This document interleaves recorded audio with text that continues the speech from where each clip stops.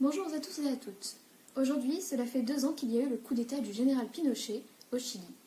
Donc aujourd'hui, nous allons parler de la fin de la démocratie au Chili de 1970 à 1973. Quelle était la démocratie de 1970 à 1973 ? Quelles étaient ses difficultés ? Quel régime est instauré par Pinochet ? Nous répondrons à toutes ces questions lors de l'émission d'aujourd'hui. Nous allons d'abord présenter un peu le pays qui est le Chili.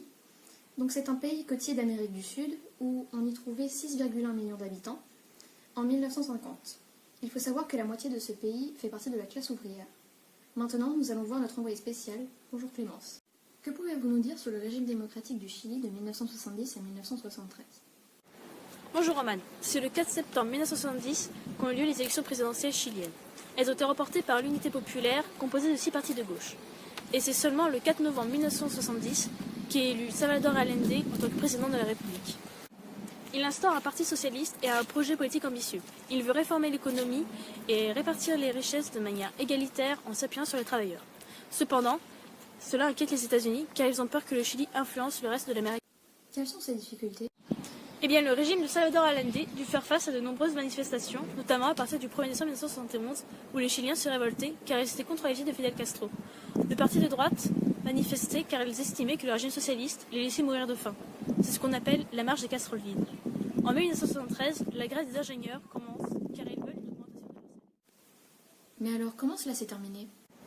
C'est avec le coup d'État du 11 septembre 1973, orchestré par le général Augusto Pinochet, que ce régime prend fin. C'est également à cette date qu'Allende mourut, mais les circonstances de sa mort restent un mystère. Nous ne savons pas s'il s'agit d'un suicide ou d'un meurtre.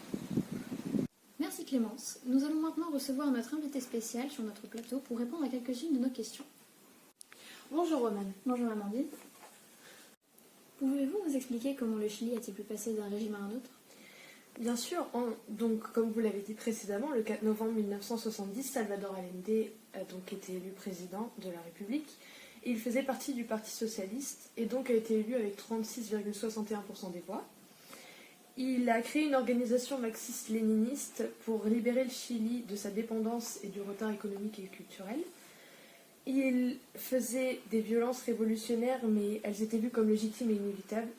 Selon lui, c'était l'unique chemin pour la prise de pouvoir politique, économique et sa défense. Les formes pacifiques ou légales de lutte ne conduisaient pas au pouvoir, selon Allende. Et les socialistes pensaient que c'était des instruments limités d'action intégrés au processus politique qui nous emmenaient à une lutte armée, justement. En mai 1973, il y a eu une grève des ingénieurs de la mine. Après ça, il y a eu une manifestation à Santiago, comme nous pouvons voir sur cette photo.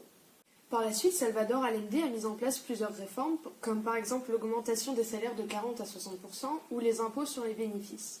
Maintenant, je vais vous définir ce qu'est un coup d'État. C'est un renversement du pouvoir par une ou plusieurs personnes investies d'une autorité comme par exemple l'armée. Un coup d'État peut mettre fin à une dictature pour mettre en place un régime démocratique ou l'inverse. Donc, le 11 septembre 1973, l'armée du général Pinochet a fait le siège du palais présidentiel chilien, la Moneda, et a renversé Salvador Allende, qui est mort dans des circonstances inconnues, comme nous pouvons voir sur cet extrait.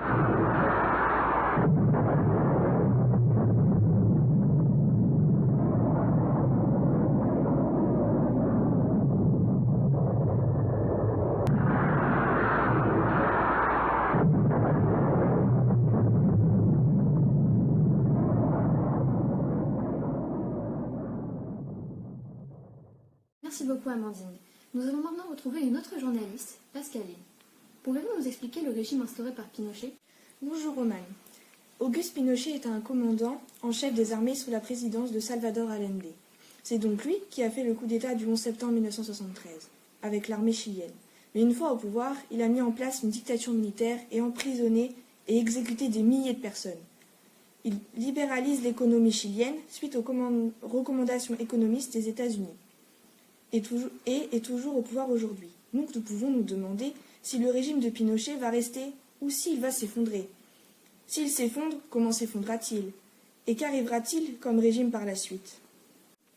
Merci beaucoup Pascaline et merci à vous tous d'avoir suivi notre émission. Nous nous retrouverons lors d'un prochain épisode.